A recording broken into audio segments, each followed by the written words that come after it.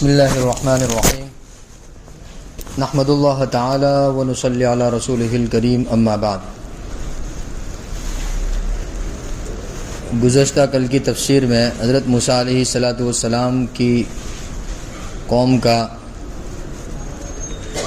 مفصل واقعہ آیا تھا ہمارے سامنے۔ اب اس کے بعد اللہ رب العزت نے مختلف انبیاء علیہ السلام کی قوم کا تذکرہ فرمایا، خاص طور پر حضرت نوح علیہ السلام کی قوم کا تذکرہ 12ویں پار میں ارشاد فرمایا۔ تقریباً 2 صفحوں پر مشتمل حضرت نوح علیہ السلام کی قوم کا تذکرہ فرمایا۔ بہت مشہور واقعہ ہے جس میں حضرت نوح علیہ السلام نے ایک لمبے زمانے تک اپنی قوم کو اللہ کے دین کی طرف بلایا، لیکن جب انہوں نے ان کی بات کو نہیں مانا تو پھر اللہ رب العزت کی جانب سے کیا ہوا، حکم ہوا۔ حضرت نوح علیہ السلام نے اللہ کی بارگاہ میں عرض کی کہ رب ذوالجلال قوم ماننے کے لیے تیار نہیں ہے، آپ اس سلسلے میں کوئی فیصلہ فرمائیے۔ تو اللہ رب العزت نے سب سے پہلے حکم دیا کہ وَاصْنَعِ الْفُلْكَ بِأَعْيُنِنَا، کہ آپ ہماری نگرانی میں ایک کشتی بنائیے، وَوَحْيِنَا، ہماری وحی کے ذریعے سے، اور وَلَا تُخَاطِبْنَا فِي الَّذِينَ ظَلَمُوا، اور کشتی کے سلسلے میں ظالم لوگوں سے کوئی گفتگو مت کرنا کہ انہم مغرقون، کہ ایک سیلاب آئے گا جس میں ان کو کیا کر دیا جائے گا، غرق کر دیا جائے گا۔ وَيَصْنَعُ الْفُلْكَ، حضرت نوح علیہ السلام کشتی بنانے لگے۔ وَكُلَّمَا مَرَّ عَلَيْهِ مَلَأٌ مِّن قَوْمِهِ، جب ان کی قوم ان کے پاس سے گزرتی تو ان کا مذاق بناتی، سَخِرُوا مِنْ، وہ کیا بناتی، ان کا مذاق بناتی کہ دیکھو یہ یہاں دور دور تک پانی کا کہیں نام و نشان نہیں ہے، نہ کوئی ندی ہے، نہ کوئی سمندر ہے، نہ کہیں بارش ہو رہی ہے، اور ان جناب کو جو ہے کہ کشتی بنانے کی سوجی ہوئی ہے۔ اب قوم تو ظالم تھی، نادان تھی، ان کو کیا خبر تھی کہ مستقبل میں کیا ہونے والا ہے۔ سخروا من، وہ مذاق بنانے لگے۔ قال ان تسخروا منا فإنا نسخر منکم کما تسخرون، اللہ پاک فرماتے ہیں کہ آج تم ہمارا مذاق بنا رہے ہو، لیکن تمہیں معلوم نہیں ہے کہ تم پر جو عذاب آئے گا اس کی وجہ سے تم خود ایک مذاق بن کر رہ جاؤ گے۔ فسوف تعلمون، اللہ پاک کیا فرماتے ہیں، فسوف تعلمون، ان قریب تمہیں پتہ چل جائے گا کہ من یأتیہ عذاب یخزی ویحل علیہ عذاب مقیم، کہ کس پر اللہ کا عذاب نازل ہوتا ہے اور کون ہے جو اللہ رب العزت کے عذاب سے رسوا ہوگا۔ پھر یہی سلسلہ ان کا چلتا رہا۔ ایک دن آیا، اللہ پاک فرماتے ہیں حتی اذا جاء امرنا، اچانک ہمارا حکم نازل ہوا۔ وفارت تنور، اور جو تنور ہوتا ہے نا، تنور جہاں آگ سلگتی ہے کہ اس کے اندر سے پانی نکلنے لگا۔ وفارت تنور، کہ تنور کیا اس کو پانی ابلنے لگا اندر سے۔ قل نحمل فیہا، پانی اتنا بہا اتنا بہا اتنا بہا کہ اب وہ جو ہے ایک سیلاب کی شکل اختیار کر گیا۔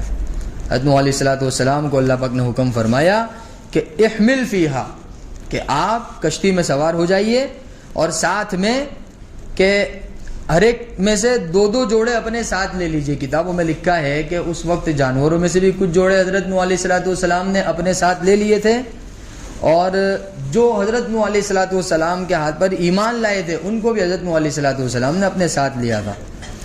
تو قل نحمل فیہا من کل زوج اثنین، کہ 2 جوڑے ساتھ میں لے لیجئے۔ وَأَهْلَكَ إِلَّا مَنْ سَبَقَ عَلَيْهِ الْقَوْلُ وَمَنْ آمَنَ، کہ جو ایمان لائے ان کو ساتھ میں لے لیجئے۔ وَمَا آمَنَ مَعَهُ إِلَّا قَلِيلٌ، لیکن حضرت نوح علیہ السلام کے ساتھ تو بہت تھوڑے لوگ ایمان لائے تھے۔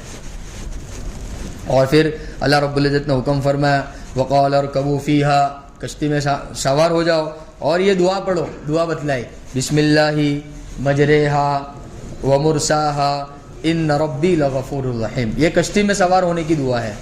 جب کبھی کشتی کا سفر ہوئے تو یہ دعا پڑھ لینی چاہیے۔ اس دعا کا فائدہ یہ ہے کہ اللہ رب العزت پانی کے شر سے محفوظ فرما دیتا ہے نا، خاص طور پر جو سمندر ہوتا ہے، سمندر کی جو موجیں ہوتی ہے وہ ہلاک کر دینے والی ہوتی ہے۔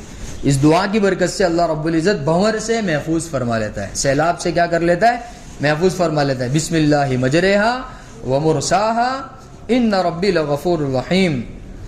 اب اللہ پاک فرماتے کہ وہی تجری، کشتی تو کیا چل رہی ہے، بہم، ان کو لے کر چل پڑی کشتی، فی موجن کل جبال، ایسی موجیں آ رہی تھی پہاڑوں جیسی بلند موجیں۔ ہاں کہ جو لوگ مذاق بنا رہے تھے نا کشتی کو دیکھ کر کہ وہ سب اس کے اندر کیا ہو گئے کہ بہہ گئے. کل جبال اللہ پاک کیا فرماتے کہ پہاڑوں جیسی موجیں ہم نے رواں دواں کر دی.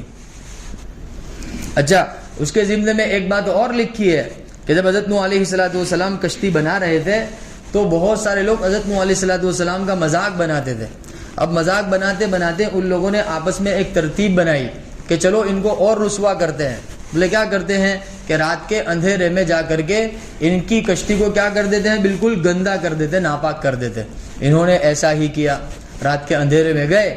حضرت نوح علیہ السلام نے محنت کر کے جد و جہد کر کے جو کشتی تیار کی تھی اس کو ان کی قوم نے بالکل پاخانے سے بھر دیا, پورا بالکل گندگی پوری کشتی کے اندر پھیلا دی. دوسرے دن حضرت نوح علیہ السلام نے دیکھا تو بہت زیادہ ناراض ہوئے. اللہ رب العزت کی بارگاہ میں عرض کی اور بددعا فرمائے کہ رب ذوالجلال تو ان کی گندگیوں کو ان تک واپس لوٹا دے.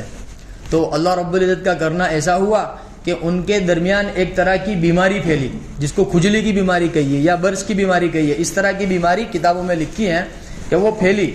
اب اس کا کوئی علاج نہیں تھا, وہ چلتے پھرتے کھجال کرتے تھے, بیٹھتے تو کھجالتے, لیٹتے تو کھجالتے, ایسی کھجلی ان کے اوپر آ گئی. ان میں سے اچانک ایک شخص کا کشتی کی طرف جانا ہوا, اس کا پیر پھسلا, وہ کشتی کے اندر گر گیا اور جو ناپاکی تھی وہ بالکل ناپاکی کے اندر گر گیا جو کشتی میں پوری بھر دی تھی نا انہوں نے. اب جیسے ہی وہ باہر نکلا تو بالکل تندرست ہو گیا, اس کی کھجلی دور ہو گئی. تو اس نے تو قوم کے اندر ندا لگا دی کہ بھائی میری تو کھجلی ختم ہو گئی. بولے کیسے ختم ہوئی؟ تو بولے کشتی کے اندر جا کے میں گرا تھا تو وہاں سے ختم ہوئی. تو پھر تو کیا کہنا تھا کہ جن لوگوں نے ناپاکی کری تھی وہی لوگ ایک ایک کر کے سب کیا کر رہے, کشتی کو بالکل صاف کر رہے. دیکھو اللہ رب العزت جب صفائی کروانے پر آتا ہے تو جو گندگی کرنے والے تھے ان سے اللہ رب العزت کیا کر لیتا ہے, صفائی کروا دیتا ہے.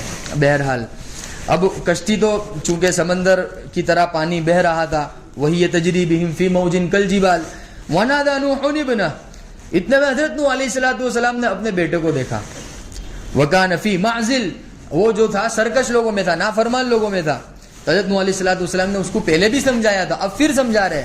اور وہ ایسی موج کی حالت میں حضرت نوح علیہ السلام اس کو کہہ رہے یا بنی ارکم معنا, یا بنی ارکم معنا, اے میرے پیارے بیٹے آ جاؤ ہمارے ساتھ سوار ہو جاؤ کشتی میں. ولا تکم مع الکافرین, یہ کافروں کے ساتھ مت جاؤ, تم ہلاک ہو جاؤ گے تم. اب ایک باپ کی پکار اپنے بیٹے کے لیے یہ بہت زیادہ درد مند ہوتی ہے نا, تو بہت درد مندی کے ساتھ حضرت نوح علیہ السلام نے اپنے بیٹے کو پکارا تھا یا بنی ارکم معنا, اے میرے بیٹے آ جاؤ ہمارے ساتھ سوار ہو جاؤ.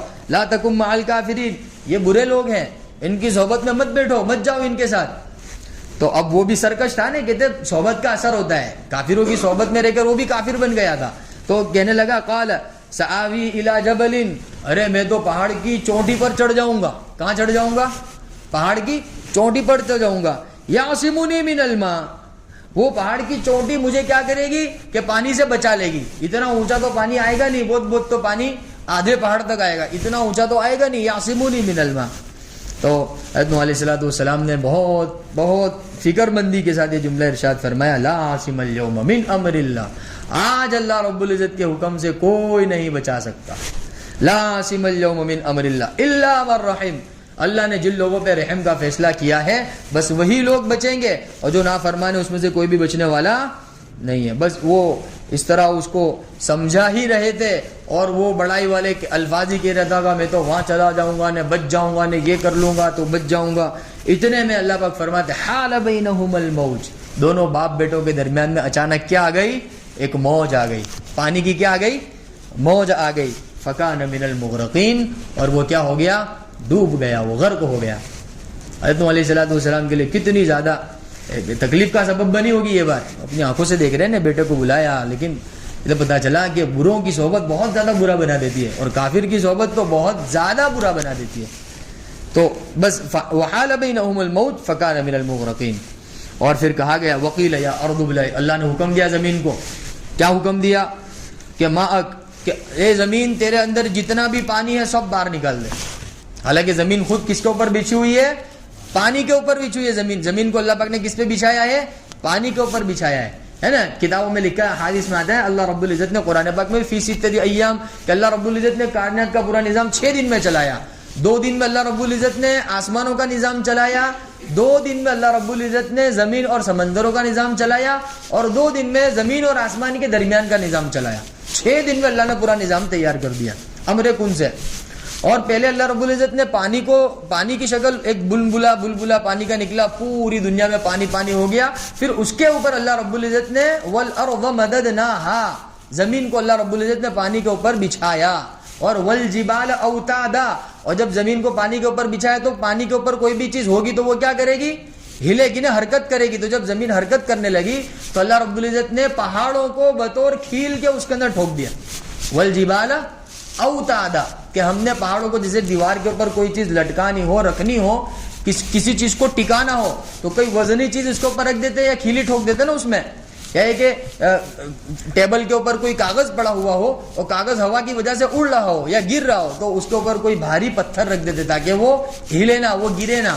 تو ایسے ہی زمین پر چونکہ اللہ رب العزت کو انسانوں کو بسانا تھا تو اللہ رب العزت نے جب زمین ہلنے لگی تو اس کے اوپر اللہ رب العزت نے پہاڑوں کو کیا کر دیا, بالکل کھیل کے مانند کیا کر دیا, گاڑ دیا.